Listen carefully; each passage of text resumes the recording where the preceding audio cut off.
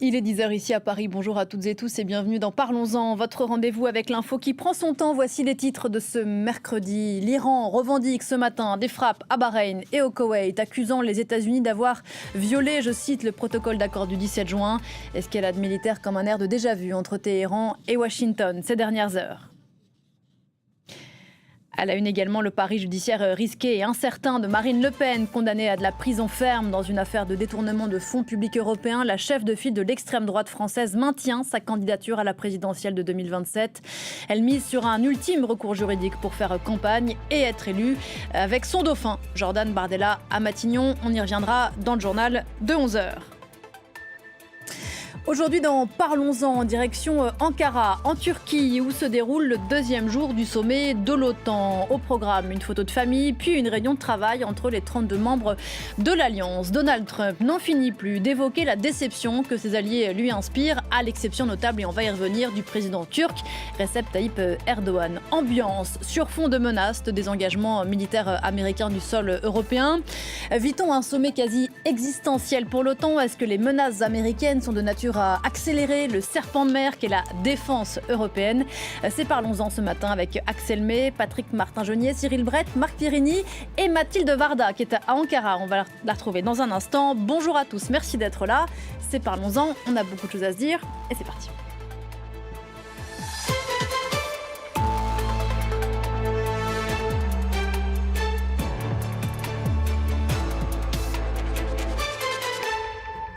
Et bonjour Patrick Martin-Genier, bienvenue sur ce plateau. Merci d'être là. Vous êtes enseignant à Sciences Po, spécialiste des questions européennes et internationales. Sur ce plateau aussi Axel May. Bonjour Axel. Bonjour. Vous êtes ici chez vous, chroniqueur international pour la rédaction de France 24. À distance, et je vous salue Cyril Brett. Bonjour Cyril.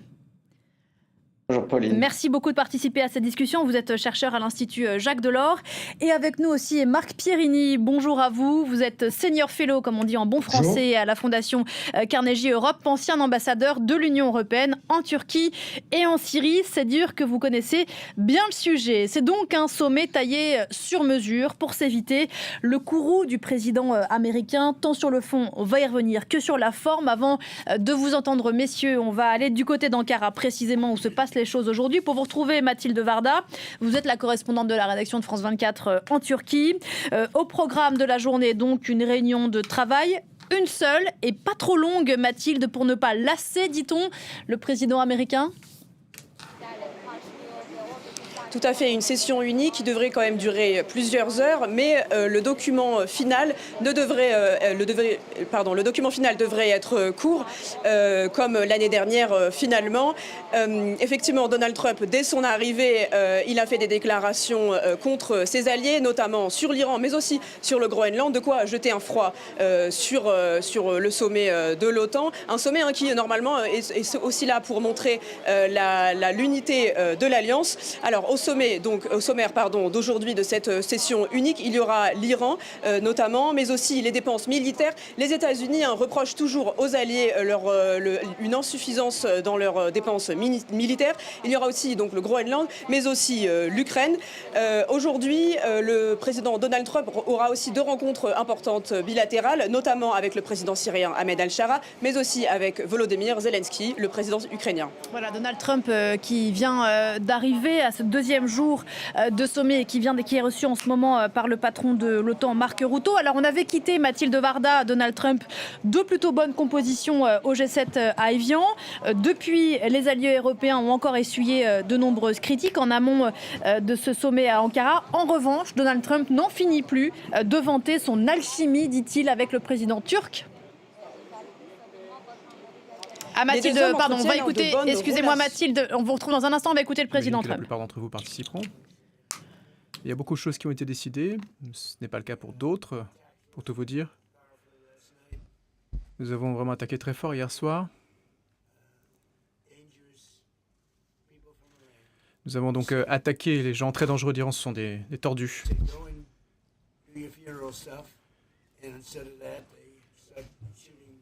Ils ont commencé à tirer sur des missiles hier, sur des navires hier.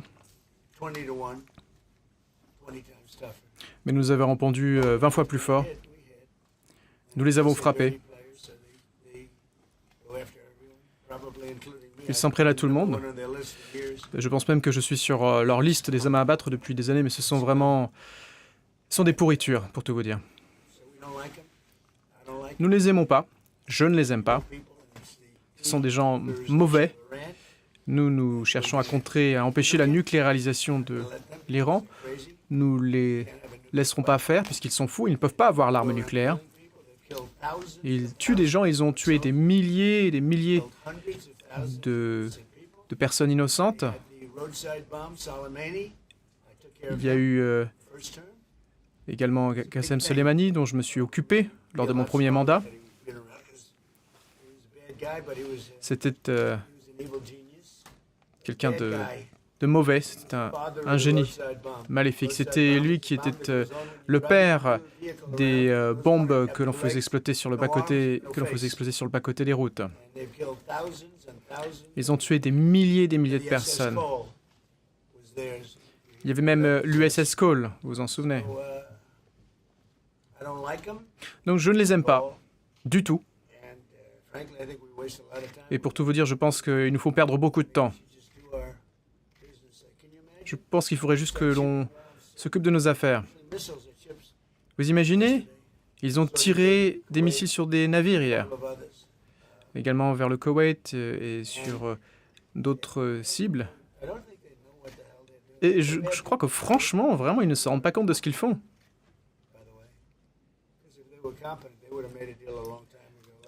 Ils auraient dû signer un accord il y a longtemps, il y a peut-être 47 ans. Donc ça fait 47 ans qu'ils nous donnent du fil à retordre. Nous avons éliminé leur premier groupe de dirigeants, puis leur deuxième groupe de dirigeants. Ils ont essayé de m'éliminer, moi, le dirigeant américain. Bon, jusqu'ici, je peux dire que j'ai eu de la chance, mais peut-être que ça ne va pas durer. Mais nous avons des gens exceptionnels. Mais ce sont des tordus, des gens mauvais. C'est un cancer. Vous savez, on dit toujours qu'il faut exciser le cancer très vite. Alors, je rencontre le secrétaire général de l'OTAN, mais je ne suis pas content de l'OTAN par rapport au Groenland. Et très honnêtement, parce qu'ils n'ont pas voulu nous aider à lutter contre l'État qui finance le terrorisme, l'État numéro 1 qui finance le terrorisme. Bon, après, nous n'avions pas besoin d'aide, mais moi, c'était un test. Je me suis entretenu avec l'Allemagne, avec la France, avec le Royaume-Uni, l'Italie. Je n'ai pas parlé à l'Espagne. L'Espagne, c'est une cause perdue. On ne veut pas du tout faire de commerce ou d'affaires avec eux. L'Espagne, c'est un partenaire vraiment très mauvais. Ils ne participent pas, ils ne payent pas leur dû. Je ne veux rien avoir à faire avec l'Espagne. Pas de visite non plus. On ne veut rien avoir à faire avec eux. Mais ils reviendront vers nous en courant. Ils ont maltraité ce monsieur qui est un monsieur exceptionnel. Nous avons de la chance de l'avoir. Mais l'Espagne n'est d'accord avec rien. Mais bon, peut-être qu'ils vont finir par se rendre compte qu'il faut nous protéger. Mais nous n'allons pas commercer avec eux. Je ne veux plus faire affaire avec eux. Vous voyez? On leur parle même pas. Ils sont nuls. Ça y est, il y a tous les autres qui travaillent avec effort. Mais vraiment, l'Espagne, hein. Bon, il y en a deux, trois autres.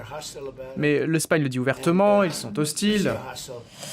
Voilà, l'Espagne qui vient d'en prendre pour son grade dans ses propos liminaires du président Trump avant que soit lancée cette deuxième journée de sommet de l'OTAN. Et voilà qui fait écho à ce dont on parlait à l'instant, Mathilde Varda, le président américain qu'on avait plutôt quitté de bonne composition lors du G7 à Évian est reparti sur des critiques très fortes à l'égard de ses alliés.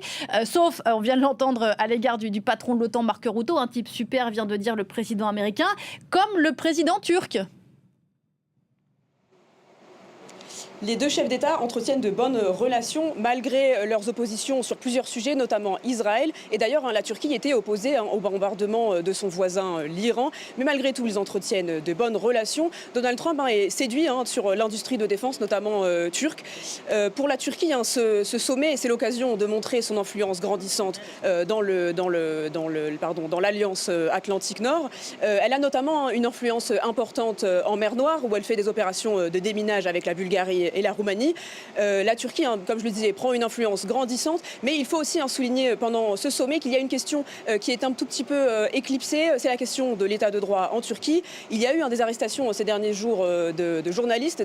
Certains journalistes de médias d'opposition n'ont pas pu avoir leur accréditation pour assister à ce sommet. Et puis, je le rappelle, le procès du maire d'Istanbul, qui est en prison depuis mai 2025, est toujours en cours actuellement à Istanbul, en parallèle donc de ce sommet.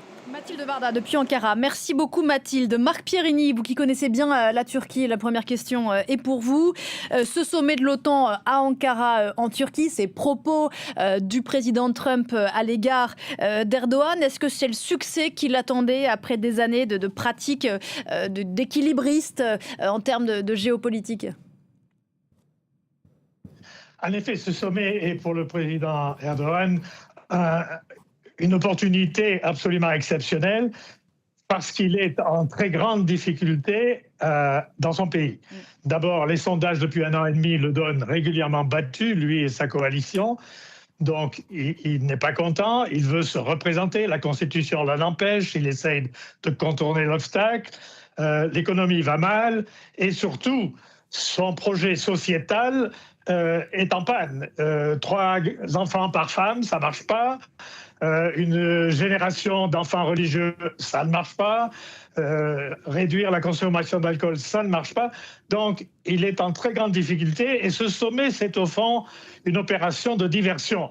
Alors, c'est très bien organisé. Il y a un sommet, un forum de la défense, des produits de l'industrie de défense turque qui sont tout à fait au point pour le moment, pas dans la gamme supérieure, mais quand même.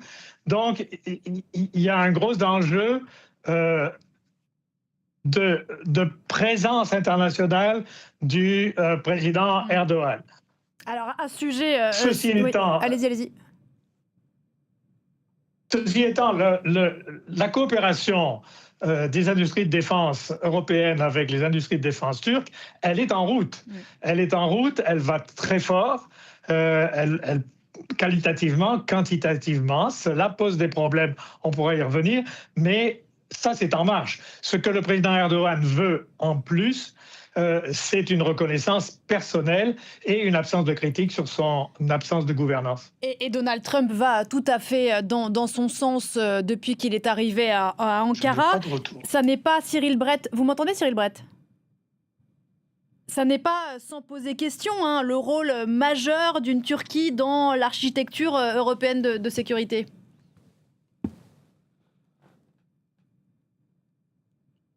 Pleinement un membre de l'Alliance depuis les années 50, mais elle diverge avec la plupart des alliés sur des questions aussi importantes que celles qui viennent d'être rappelées par M. Pierini, c'est-à-dire la gouvernance. Elle est également en délicatesse avec les membres de l'OTAN qui sont également membres de l'Union européenne dans le traitement de l'administration américaine. On le voit bien, au moment où les Européens essayent de s'émanciper, ou du moins de faire entendre leurs propres besoins stratégiques à Washington, et au moment où Washington, dans la figure de Donald Trump, considère que les besoins propres des Européens ne sont pas au premier plan des préoccupations de l'administration américaine, eh bien, le président turc joue de ses affinités, de ses proximités, réelles ou supposées, avec le président américain, alors même que la loyauté de la Turquie à l'Alliance atlantique peut être mise en question, ne serait-ce qu'en raison des rapprochements qui ont eu lieu durant la dernière décennie avec la Fédération de Russie. Donc, vous l'avez rappelé en commençant, Pauline, l'ambiguïté, l'ambivalence stratégique de la Turquie joue à plein, y compris dans l'organisation de ce sommet, qui est un succès d'image pour Mark Rutte, bien sûr, mais pour Erdogan lui-même, et qui se tourne contre les Européens de toutes les façons possibles,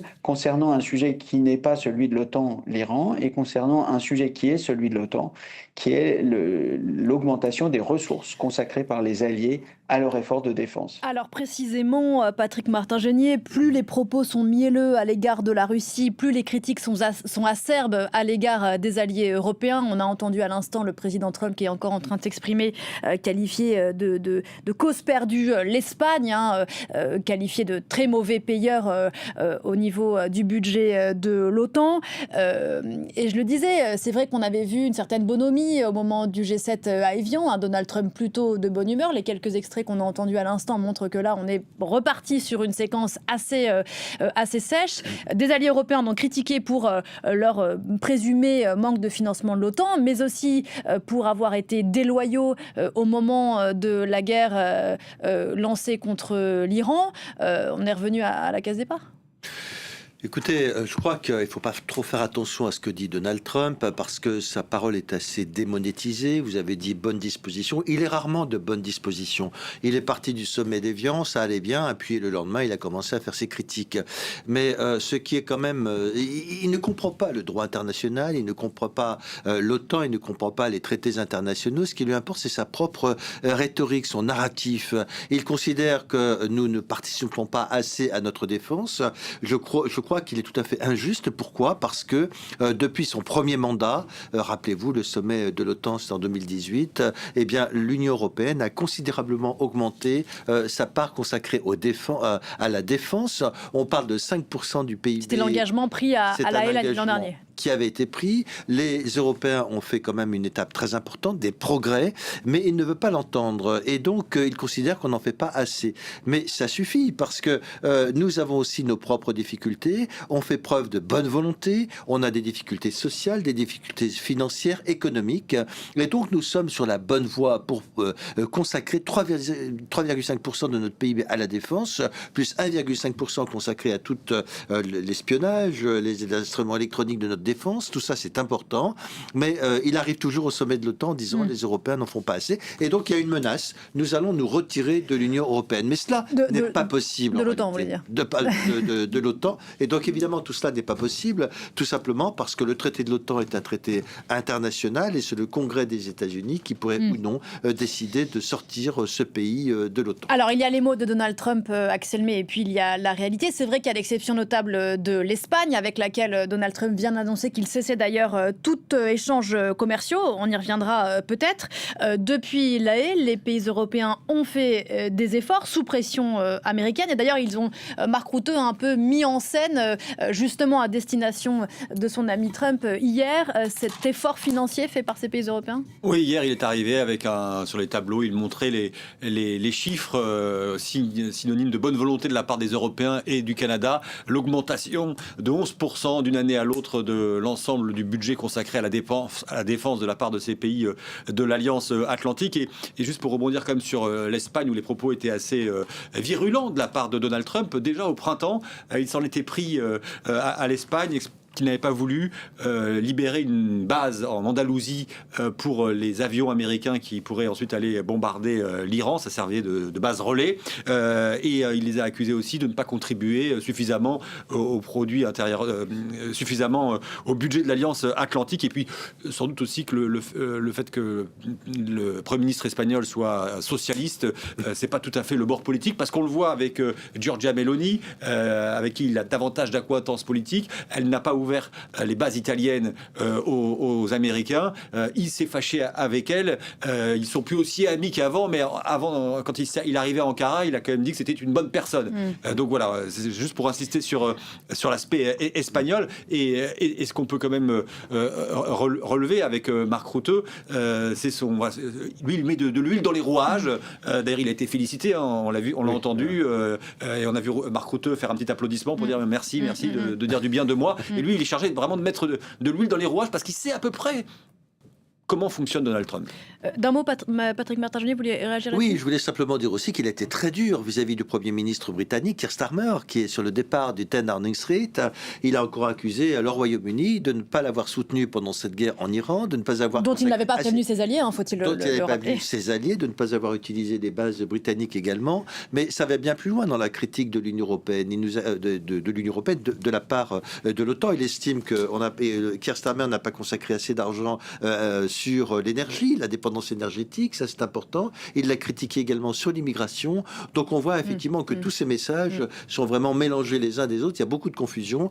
Il a beaucoup de critiques vis-à-vis de l'Union européenne. Là où on peut reprocher quand même à M. Mark Rutte, le secrétaire général de l'OTAN, c'est de ne pas être assez critique, parce que son patron, c'est Donald Trump, bien évidemment, mais à chaque fois qu'on tape sur l'Espagne, il aurait dû réagir, parce que ce n'est pas normal. Et lorsque Donald Trump dit qu'il ne veut plus faire de commerce avec l'Espagne, tout cela n'est pas de la compétence d'un État, c'est de la compétence de l'Union européenne, laquelle a toujours été solidaire du Premier ministre. Et puis dans la distribution des bons et des mauvais points, il y a des bons points distribués par exemple aux Polonais. Alors les Européens mettent en scène Marc Pirini dans la voix de Mark Rutte à grand renfort de diaporamas, des efforts faits. Il y a eu des annonces mises en scène là encore de gros contrats, notamment avec Saab et Airbus. La question c'est, est-ce que si les Européens, dont on a rappelé, vous avez rappelé Patrick, les difficultés financières, sortent le carnet de chèques, est-ce que ça suffira ?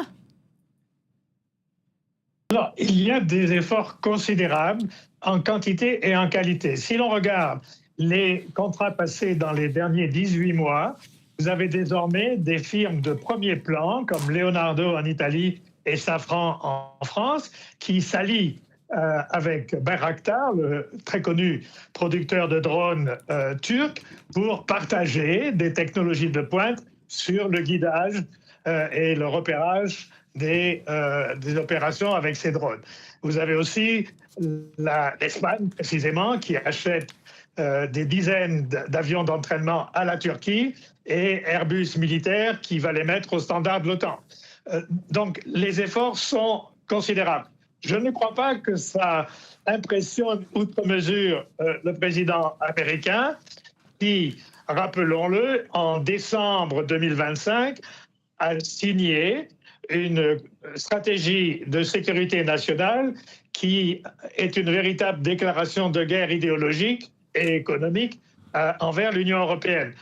Donc, ça ne va pas changer.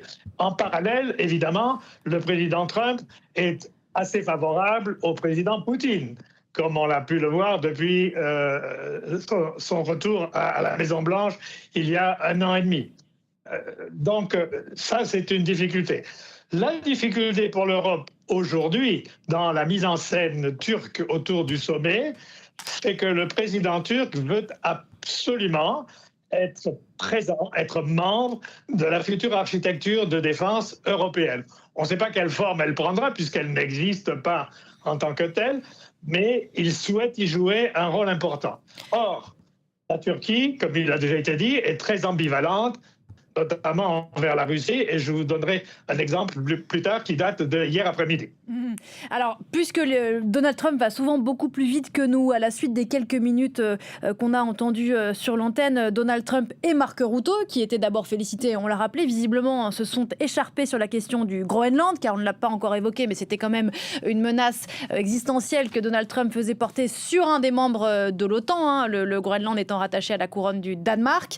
Donald Trump ayant affirmé que le Groenland restait, je cite, un grand problème, ce qui fait dire à certains que le sommet de l'OTAN, décidément vraiment l'histoire va plus vite que nous, pourrait durer moins vite que prévu, tant l'ambiance visiblement entre le patron de l'OTAN et son propre patron Donald Trump était plus que mauvaise. Alors en attendant de voir ce qu'il se passe, je posais la question, est-ce que le bon vouloir montré par les partenaires européens de l'OTAN serait suffisant, Cyril Brett, parce qu'en juin dernier, il n'y a pas si longtemps, il y a exactement 1 mois, à Colville-sur-Mer, Pete Hegseth annonçait un réexamen de la présence militaire américaine en Europe.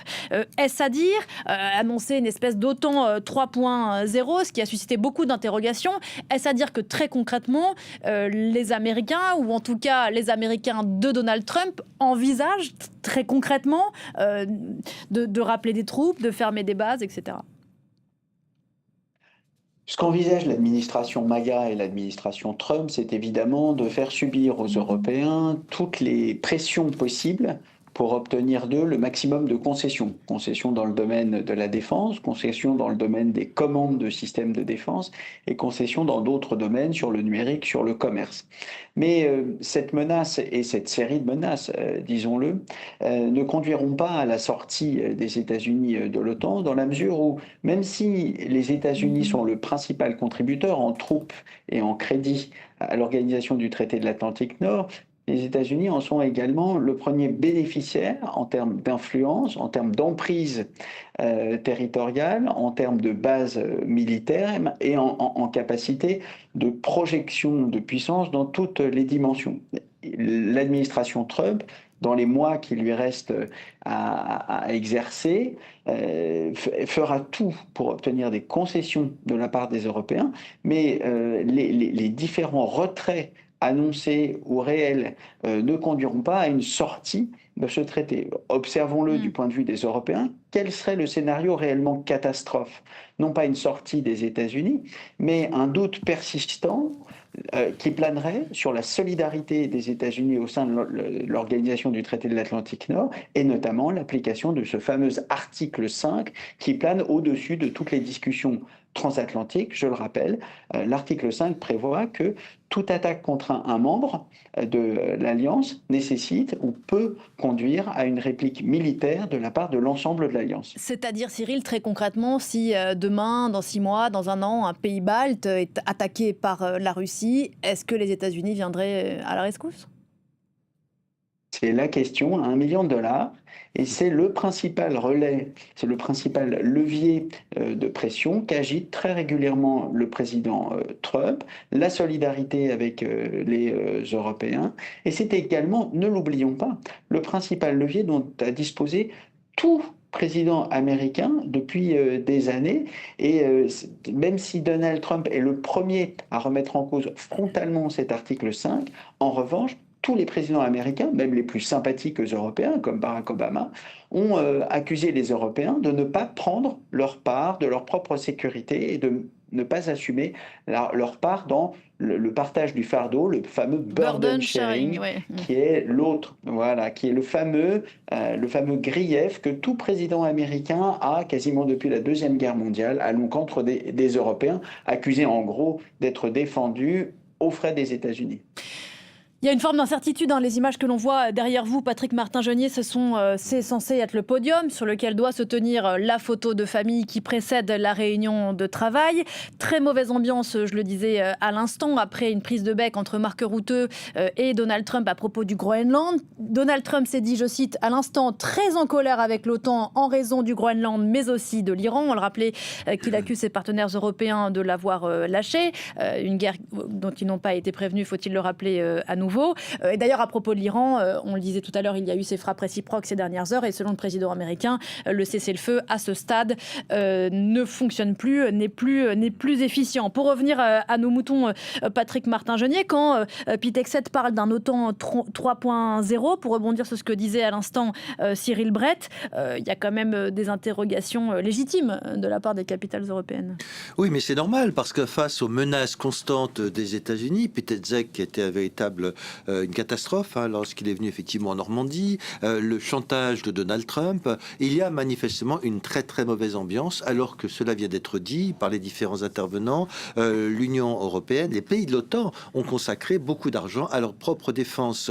Donc oui, il y a effectivement une mauvaise ambiance, mais il y a des lignes rouges à respecter. Bien évidemment qu'à aucun moment, un pays de l'OTAN pourrait soutenir les États-Unis pour la prise de contrôle militaire du Groenland. Ce serait inacceptable, c'est une ligne rouge. Pourquoi? Parce que nous serions contre un autre pays de l'OTAN, les États-Unis. C'est inenvisageable. Donc évidemment. Mais il ne lâche pas le morceau, c'est ça qui est dingue. Mais je veux dire, c'est une ligne rouge et il faut savoir à un moment donné résister à Donald Trump parce que cela est inacceptable. Encore une fois, rattaché au Royaume Danemark, le Groenland, le Danemark est un pays souverain. Bien évidemment que l'OTAN ne pourrait pas soutenir cette entreprise américaine de la même façon que les États-Unis ne pouvaient pas contribuer à cette guerre en Iran puisque l'OTAN est une alliance défensive. défensive et non pas offensive, il est hors de question que les pays de l'OTAN puissent participer à une guerre contre l'Iran. Et c'est cela que Donald Trump ne veut pas comprendre, il n'a pas du tout envie de le comprendre. C'est pour ça que les relations vont rester mauvaises, effectivement. Axel. Oui, il y a aussi des diplomates qui soulignent souvent que les États-Unis poussent toujours l'Europe à en faire davantage au sein de l'OTAN. Et puis, si jamais l'Europe commence à en faire davantage, à mettre davantage d'argent, ils se mettent un petit peu à paniquer, les Américains, en se disant on va perdre le contrôle de cette alliance atlantique. Le leadership. Voilà, donc c'est aussi un petit peu ambivalent. Après, ce qui est intéressant, là, c'est de voir effectivement, on ne l'a pas eu à l'image, mais s'il y a eu cette prise de bec entre Mark Rutte et Donald Trump. Encore une fois, Mark Rutte, l'ancien Premier ministre néerlandais, qui était vraiment considéré comme celui qui savait gérer, c'est un terme qui a été employé, gérer Donald Trump. Et sans doute qu'on attendait beaucoup de choses de cette réunion, mais pas forcément qu'ils mettent d'emblée le Groenland, même si... Avant d'arriver, là, on avait commencé à en parler, puisque la première ministre danoise a réagi en disant non, le Groenland, je le rappelle, c'est danois. Mais c'était pas forcément le dossier qu'on pensait qu'il mettrait sur le devant de la scène. On le disait tout à l'heure, Marc Pierini, les Européens, encore une fois, peut-être encouragés par le fait que les choses s'étaient plutôt bien passées au G7 à Évian il y a quelques semaines, et notamment sur la question ukrainienne, on va y revenir, ont quand même fait le dos rond. Ils ont mis en scène leurs investissements hier à Ankara, cette signature de contrat a ménagé Donald Trump sur la forme avec cette réunion de travail qui était censée qui était censée être assez rapide. En phase 2, ils ont quand même un président américain qui a quand même accumulé les échecs stratégiques ces derniers mois et la guerre en Iran dont il vient à l'instant de confirmer que le cessez-le-feu était nul et non avenu. Ça pourrait quand même un petit peu impacter cette position de toute puissance apparente qu'il a vis-à-vis d'eux. Oui, moi je trouve qu'il y a un parallèle dans la relation entre les Européens et Trump et la relation entre les Européens et Erdogan. Il est très difficile pour des démocraties qui veulent rester des démocraties de se confronter à des autocrates de différents styles, mais néanmoins qui ne comprennent ou ne veulent pas comprendre les règles du comportement à l'international. Donc, que le président Trump critique les Européens pour ne pas avoir augmenté leur contribution à l'OTAN, on le savait. Qu'ils s'en prennent à certains États membres de l'OTAN, on le savait que ça allait arriver. La sortie contre l'Espagne est tout à fait excessive, bien entendu, et du coup, Mark Rutte s'est trouvé coincé. Et il a dû, malgré tous ses efforts pour cajoler, si je puis dire, Trump depuis un an et demi, il a dû défendre l'Espagne. Sur le Groenland, il n'y a aucun problème militaire pour les États-Unis au Groenland. Ils ont une base qui est très bien équipée pour leur renseignement. Ils ont le droit de l'agrandir. Les images satellites de cette base montrent que les préparatifs sont prêts pour l'agrandir. Il a le droit de l'étendre dans d'autres parties du Groenland. Donc, l'excuse sécuritaire est inexistante. Ce qu'il y a derrière, c'est un plan de long terme pour prendre le contrôle de ce qu'on appelle les minerais critiques qui se trouvent sous la calotte glaciaire du Groenland. Très difficile à exploiter, mais c'est ça l'objectif stratégique du président américain et de ses alliés dans le business. C'est intéressant ce que vous dites, bien sûr, mais il y a comme un air de déjà-vu. Le fait que les Américains, en réalité, pourraient augmenter leur présence au Groenland, on en parlait déjà au mois de janvier, et on constate que le président américain ne lâche pas l'affaire avec cette histoire de Groenland. Ça questionne quand même sur sa vision à long terme avec ses alliés. Alors, je voudrais qu'on prenne la direction de Bruxelles, où nous attend Pierre Benazet, parce que derrière la question de l'investissement et de l'engagement des alliés européens sur l'OTAN, en miroir se pose la question, et c'est ce que disait Cyril Brett tout à l'heure, de leur capacité à se défendre eux-mêmes, ou en tout cas plus de façon indépendante que jusqu'ici, et donc ce serpent de mer de la défense européenne. Pierre, bonjour. Pierre, est-ce que malgré lui, Donald Trump n'est pas, et ça fait plusieurs mois qu'on se pose la question, un accélérateur de cette défense européenne ? Alors complètement, et il y a un moment de bascule en 2026. On est dans un moment très différent du premier mandat. On le sait, Donald Trump a beaucoup insisté sur ce qu'on appelait depuis toujours le partage du fardeau, c'est-à-dire que les Américains, depuis Eisenhower et puis surtout depuis la fin de la guerre froide, demandent aux Européens d'augmenter leur budget de dépenses, leur défense de dépenses, qui ont été très hautes jusqu'au milieu des années 80 et qui sont retombées complètement dès le milieu des années 90. Ça, c'était le partage du fardeau, que chacun contribue de manière équivalente. On a eu cet engagement de l'an dernier de 5% du produit intérieur brut en termes de défense. Alors, ils sont répartis de manière différente, mais en gros, c'est 5% l'objectif. Tous les pays ont décidé de s'associer à cet effort, à part l'Espagne qui a refusé de manière assez tangible a refusé de manière assez tangible de s'associer à ces 5%. Pour les autres, les dépenses de défense ont augmenté. Effectivement, Mark Rutte le dit et le martèle, 20% d'augmentation en l'espace de quelques années. La plupart des pays sont passés au-delà des objectifs minimaux qui, je le rappelle, avaient été fixés à 2% en 2014. Mais ça, c'était le partage du fardeau. En 2026, tout a changé. Désormais, l'attitude de la Maison-Blanche a complètement changé l'atmosphère de ce sommet à Ankara. On est désormais dans le transfert du fardeau. C'est le message des Américains depuis quelques mois maintenant à l'OTAN. C'est vous qui devez payer maintenant. Donc les Européens ont effectivement besoin de trouver comment réussir cette européanisation de l'OTAN. C'est désormais le mot qui règne ici au sein de l'Alliance Atlantique. Européaniser, ça veut dire que c'est les Européens qui vont devoir payer pour leur propre défense. Et d'ailleurs, en l'occurrence, il y a cette rencontre très attendue entre Donald Trump et Volodymyr Zelensky aujourd'hui. Le grand espoir des Européens, c'était de voir les Américains participer financièrement à l'effort financier en faveur de l'Ukraine.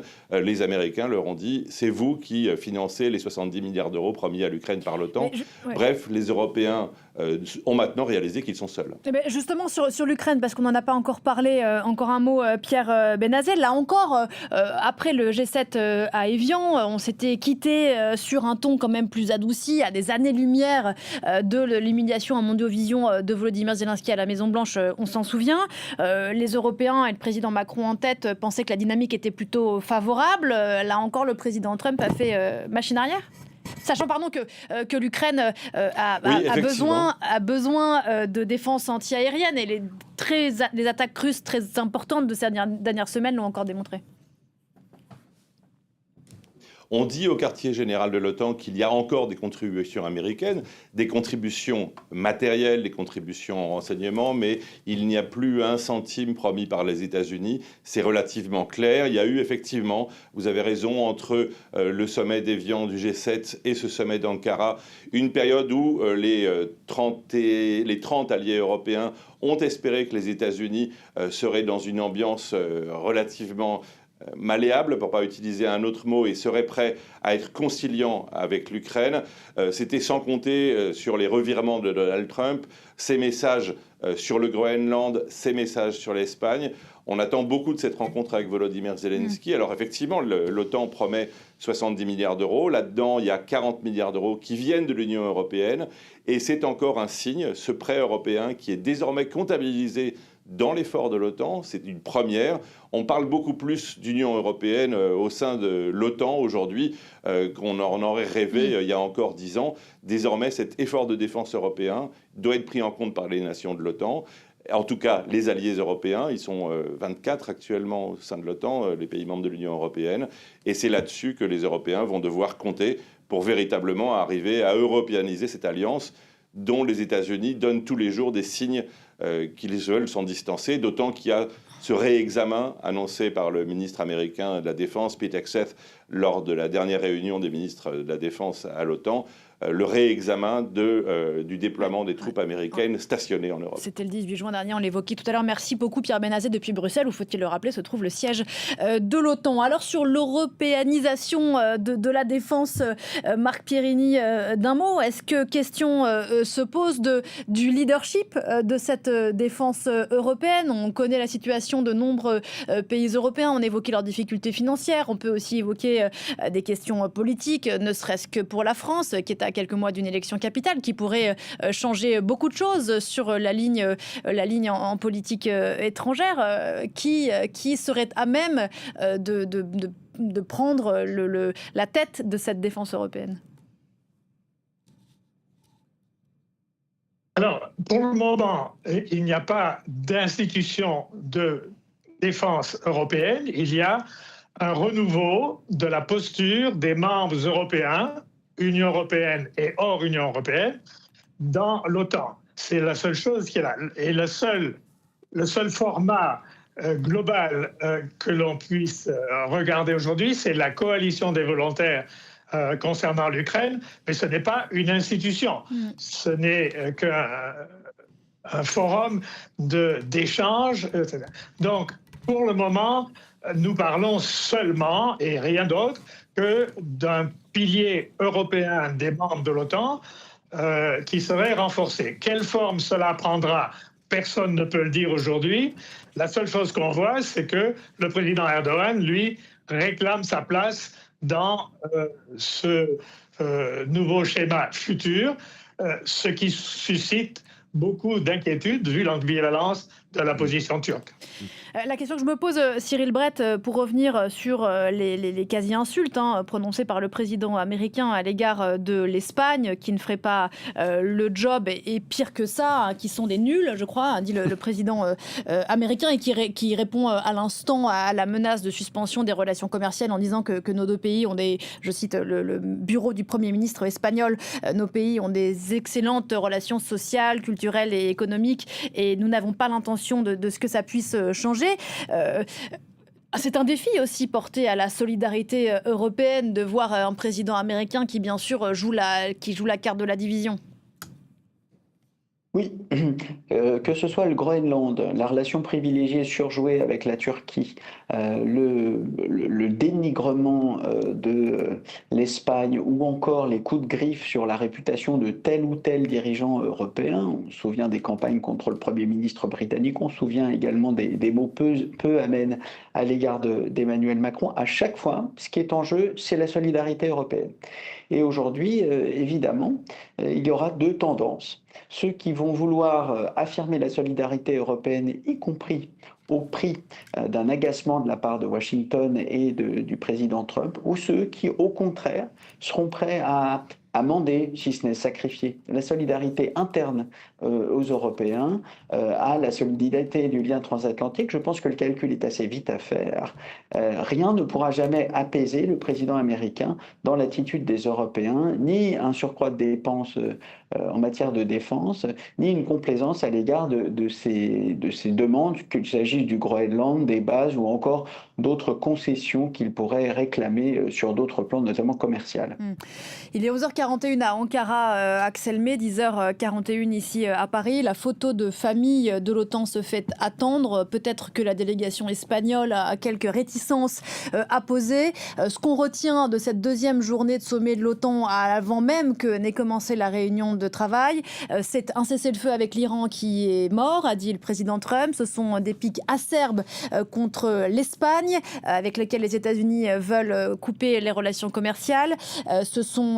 C'est à nouveau le dossier du Groenland remis sur le devant de la scène, une brouille en direct à la télévision avec le patron de l'OTAN. Ça fait beaucoup pour un sommet où on aurait pu penser que les choses allaient peut-être mieux se passer que ça. On se demandait quelle allait être la tonalité de ce sommet, si on serait en mode 2025 à La Haye, où Donald Trump avait célébré un succès monumental après l'engagement des différents pays à consacrer au moins 5% de leur produit intérieur brut à la sécurité. Et là, l'idée de ce sommet, c'était de dire, on s'est engagé il y a un an, là, regardez, c'est ce que dit Marc Rutte depuis le début, les pays européens, même s'ils ne sont pas à 5%, font des efforts notables.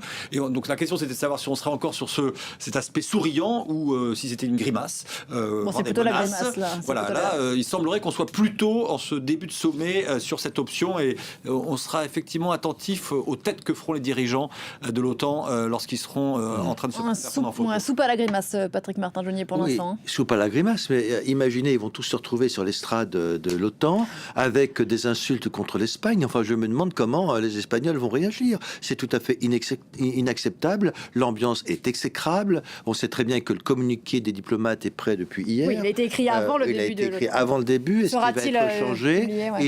Il sera très court sur une seule page. En réalité, il ne va rien sortir de ce sommet de l'OTAN, d'autant que nous n'avons pas assez parlé de M. Erdogan, qui n'est plus un démocrate, c'est un autocrate, même un dictateur, qui veut se perpétuer au pouvoir, qui est une menace effectivement stratégique pour la Méditerranée, notamment la Grèce. Là aussi, il ne faut pas l'oublier, sur les ressources énergétiques de la Méditerranée, et qui passe son temps malheureusement à persécuter la communauté kurde en Turquie. Donc ce n'est plus un pays démocratique, et donc tout cela, il y a beaucoup de contradictions, mais on sait que Donald Trump adore les dictateurs, il adore Vladimir Poutine, il adore effectivement Monsieur Erdogan, et on verra bien également ce qui va sortir de cette rencontre avec Volodymyr Zelensky. Nous n'avons plus, nous, les moyens seuls d'aider les Ukrainiens. Il faut être très clair sur ce point. Si les Américains se désengagent, nous ne pourrons pas, nous, Europe, parvenir à soutenir correctement l'Ukraine. Quelle époque, ce sera le mot de la fin. Merci beaucoup à tous les quatre d'avoir participé à cette discussion. Merci infiniment à Marc Pierini, ancien ambassadeur de l'Union européenne en Turquie et en Syrie. Merci beaucoup Cyril Brett, chercheur à l'Institut Jacques Delors. Patrick Martin-Genier, enseignant à Sciences Po, spécialiste des questions européennes et internationales. Merci beaucoup d'être venu sur ce plateau. Axel May, vous étiez ici chez vous. Une émission à revoir en replay, réécouter en podcast. Vous avez compris que l'information parfois va plus vite que nous. On se retrouve dans un quart d'heure. À tout à l'heure.